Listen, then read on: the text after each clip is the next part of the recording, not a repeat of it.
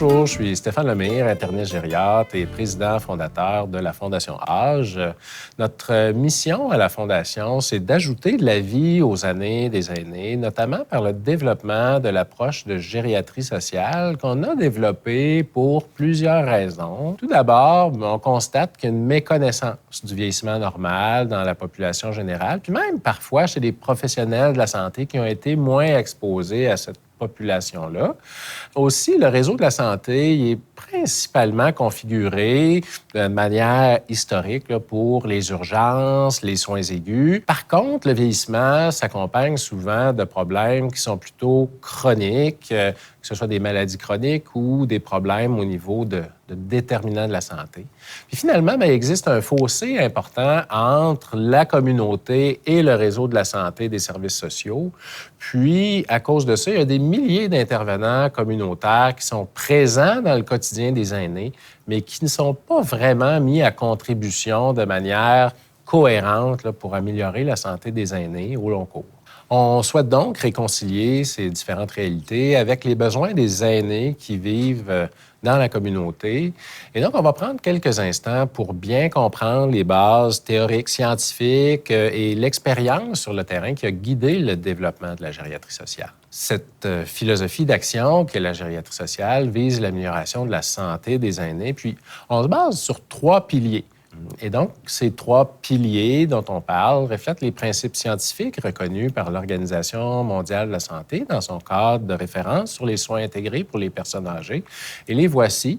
Il est donc question de mobilisation des communautés, d'action de proximité sur l'ensemble des déterminants de la santé et finalement le respect des droits et de l'autonomie décisionnelle des aînés. On va s'attarder donc à comprendre ce que c'est que le vieillissement normal, puis ce qu'il distingue du vieillissement accéléré. On va utiliser le graphique à l'écran là, qui présente l'autonomie d'un aîné qui évolue en fonction du temps.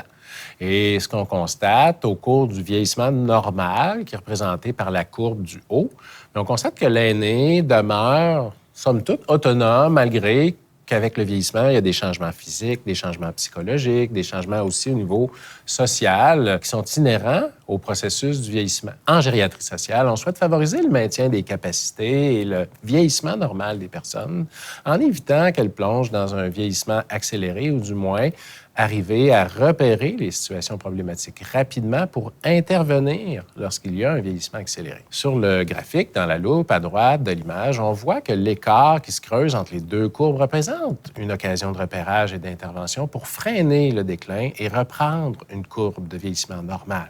Pour sa part, le vieillissement accéléré entraîne un changement plus rapide de l'état d'une personne, tel qu'illustré par la courbe au bas du graphique. C'est à ces fins que le modèle de gériatrie sociale a été créé. Du point de vue des meilleures pratiques, la littérature scientifique suggère qu'on puisse améliorer la santé et éviter une trajectoire de vieillissement accéléré en agissant sur plusieurs fronts. Et le modèle de gériatrie sociale a été développé en se basant sur ces principes-là. Les voici.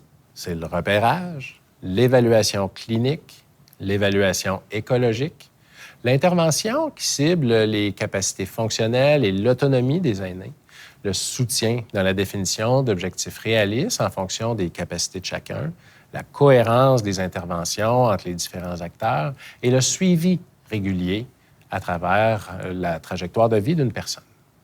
Maintenant, on va regarder de façon concrète comment le modèle de gériatrie sociale qu'on a développé intègre ces différents éléments. Le repérage est important pour agir rapidement lorsqu'apparaissent des signes de vieillissement accéléré ou qu'on met en évidence des facteurs de risque de ce vieillissement accéléré. Le repérage est opéré par des personnes qu'on forme et qui sont présentes dans le quotidien des aînés. On les appelle souvent sentinelles. D'ailleurs, cette façon de faire nous assure de respecter les principes de l'évaluation écologique qui nous ramènent à l'importance d'effectuer l'évaluation dans le milieu de vie de la personne pour pouvoir tenir compte de tous les facteurs déterminants de la santé et de son contexte de vie. Les sentinelles ont pour rôle d'alerter le navigateur de l'équipe de gériatrie sociale qui, lui, va pouvoir pousser plus loin les observations et ainsi intervenir sur les capacités fonctionnelles qui visent à favoriser l'autonomie des aînés.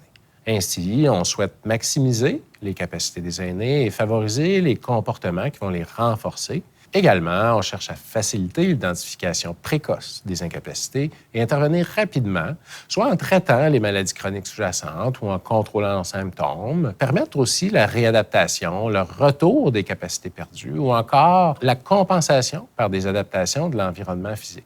Le navigateur de l'équipe de gériatrie sociale, quant à lui, a pour rôle de documenter davantage les observations rapportées lors de l'étape de repérage et d'accompagnement de l'aîné vers la trajectoire appropriée en fonction de ses besoins. L'infirmière va pouvoir effectuer une évaluation clinique qui permettra d'établir les causes sous-jacentes au déclin et prévoir des interventions en conséquence. Par exemple, un aîné qui a de la difficulté à se déplacer en raison d'une perte de mobilité causée par la maladie de Parkinson n'aura pas besoin des mêmes interventions qu'un autre dont les difficultés à se déplacer résultent plutôt d'un essoufflement causé par une maladie cardiaque.